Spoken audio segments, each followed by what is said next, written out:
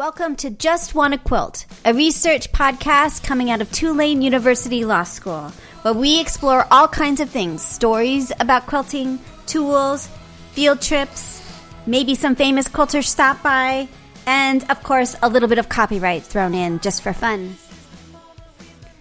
I'm Elizabeth Townsend-Guard, your host. I'm a law professor at Tulane University Law School. I also hold 2 fellowships right now, one at the Business School and one at the Newcomb Institute at Tulane, and I just want to quilt.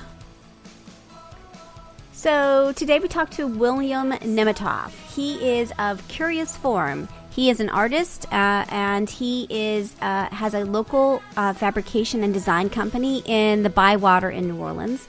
And like many companies, he pivoted and is now making PPE Face Shields that are really interesting and cool. And he's also teamed with an artist to put a saying across it. So here's Haley and I talking to Will.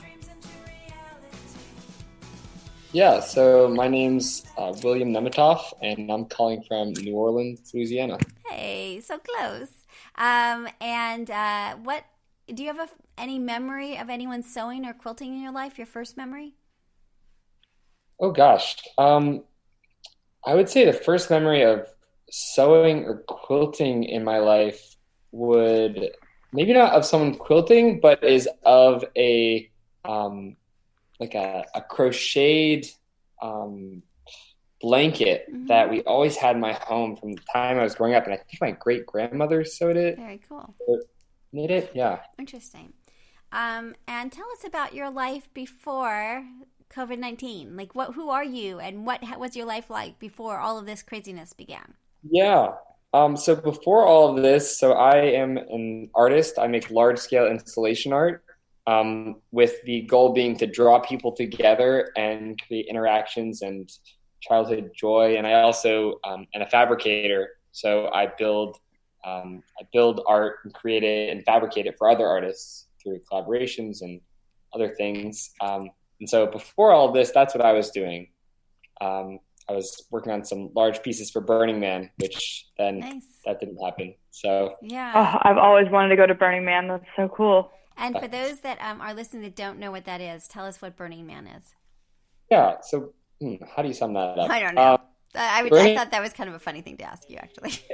A week-long city that shows up in Nevada for over the summer, and it's an expression of art, of community, and in a rethinking of the way that we perceive our social interactions. Yeah.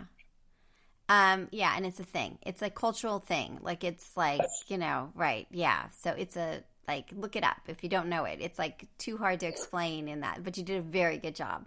All right. So you're in the Bywater. So how is the Bywater? So tell us a little bit about what happened, the progression. My kid goes to NOCA, so we haven't been over there, which is so weird. Like, I spend every day over there at the warehouse at the co-working space. So tell us what happened, like, and what's going on with you. Yeah. So basically, I heard about all the shortages that were happening in terms of PPE, getting equipment to the people that needed them. And I, also saw on social media that, some people that I was following were starting to make these shields. And I was like, wait, I can do this. I have the tools. I have the experience in production, in doing large scale operations to do some good. Right. And then also, a lot of my friends that are like, oh, I'm out of work now. What do I do? I'm not getting anything from the government right now. Like, right. This is really hard. And so I thought, okay, maybe I can do something to do some good in more than one way. So to not only make the shields, but also to then employ the out of work musicians and restaurant workers and other people in our community that need that support. Amazing.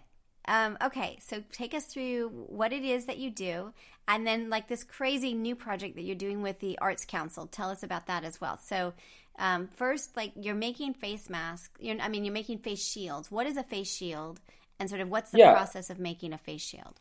Sure. So a face shield is it's not a medical device. It is it's essentially a piece of plastic that wraps around your face, that has an elastic band, and it has a piece of foam to make it comfortable, and it protects you from splashing liquids.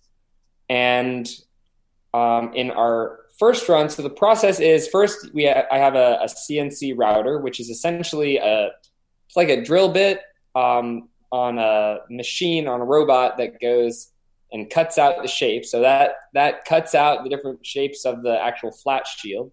And then that goes to the first station, which is quality control. And then we move it through. And then after that, there's a cleaning stage. And then in our newest project, then we have the safety label that goes on it. And then from there, it gets the foam. And then it goes to the finishing stage, which is to put the elastic band on it. And then it goes to the next stage, which is the cleaning and packaging station. And who are you making these for? And how are you funded? Are companies paying for this for you, or sort of how does this all work on that side of it? Yeah. So the way that this is working in terms of the funding, so initially it's all coming from me, and then we are actively working to fundraise that will allow us to donate all of these to they're not going to the general public. They're going to hospitals, to frontline workers, to first responders. And so we're actively seeking sponsorships and donations. And then as those funds come in, we're then donating these out and sending them out. So fabulous. Amazing. And we're selling them, but in addition to that, we're also selling them at cost. Really, it's just a way to do good and to help. That's incredible. And what's the cost of these to make them for you? Yeah, so we are selling these at $4 a shield, that's at cost for us. That's amazing. And it's I think it's a pretty good price in terms of what else is being offered out there. Yeah, totally. Amazing. All right, tell me. Okay, this is my favorite part. So, you've donated 1,200, probably more now, shields. Yeah, now we're up to we have 1,300 that are out the door, wow. And so far we have made in all about 7,000 at this point. Wow. These numbers are amazing to me. That as we are interviewing people, sort of like the people are all in, like the metrics. I don't know how we're ever going to get the metrics across the country, but it is insanely amazing. Don't you think? Yeah. I started with only 1,200. So I was like, I'm just going to do a little run. That seems like a big number. That seems like a good number to me. Yeah. And then issues with getting materials, the raw materials. And so when I got the materials, I could only buy in a quantity to do 10,000. So then I was like, all right, well, I guess this is what we're doing. I like that. Now tell me about what you're doing with the Arts Council, because I want to see them. This just seems so interesting. Tell me what's going on. Yeah, so I reached out to Alphonse, who's the executive director of the Arts Council, and to see if there was some sort of a way of doing a partnership or a grant or a way to work together. Yeah. And he introduced me and connected me with Io Scott, who's a spoken word artist in the city and both of us have ongoing projects with the Arts Council. So I have a piece of public art going up on the Greenway, and with all of this, I'm not even sure exactly what Io's project is, but he's working with spoken word artists in the city, including Tank and the Bangas and a few other artists. And so Io, on his end, he collected these phrases, these inspirational phrases that then I designed to put onto the stickers, the safety sticker on the front of the shields. And so now we have those on all 10,000 shields. And so those are going to be making their way into the city. And as a way so cool. As a way to make it easier for both the patients and for the frontline workers to look at each other and to have a sense of hope That's very And cool. So tell me his name. I'm trying to look him up. So tell me his name again. What's his first name? AYO. AYO. Scott. Yes. Okay, cool. Hey, there we go. So insanely cool. All right. So you don't have one with you, right? Do you? Like, what are the kind of, tell me about, like, what the phrases look like. I can show. Yeah. Give me 1 second here. Pull it up. Very cool. Shared album, select photos, media. There we go. All right. Live view. Do full screen. All right. Let's see if we can do his this stuff is here. amazing. Look at his stuff. So people, if they listening, it's AYOSCOTT.com, and you can see the artwork is. Oh, look at that! We're in this together. Oh, that's so cool. Those are so awesome. Look at that. Oh, okay. Wait, go back because I forgot we're on. No one will see this, so go back to the first one, and I'll read them. Or Haley, you want to read them? So the first one is a blue label, and it says, "We're in this together." And then the next one is a light blue, and the label says, "We're rooting for you." "Oh." And then there's a green that says, "I am here with you." I like that one a lot. And then the orange one is, "You are not alone." Oh, that's so cool. Wow, those are really beautiful. And I think the whole city's behind you with the purple. That is so cool. These are amazing. I love that. So amazing. Can you send me these pictures by email so we can post them with absolutely. your interview? Absolutely. This is amazing. So people That's wear so cool. a mask underneath it, and then this over it. Yeah. And then it's got one of the things, the elastic is adjustable. That's really great. Yes. And so this may be kind of a redundant question, but to make the plastic and itself, like, are you using a 3D printer? No. So we are Okay. Sheets that come manufactured. The last order came on a roll, but they also come flat.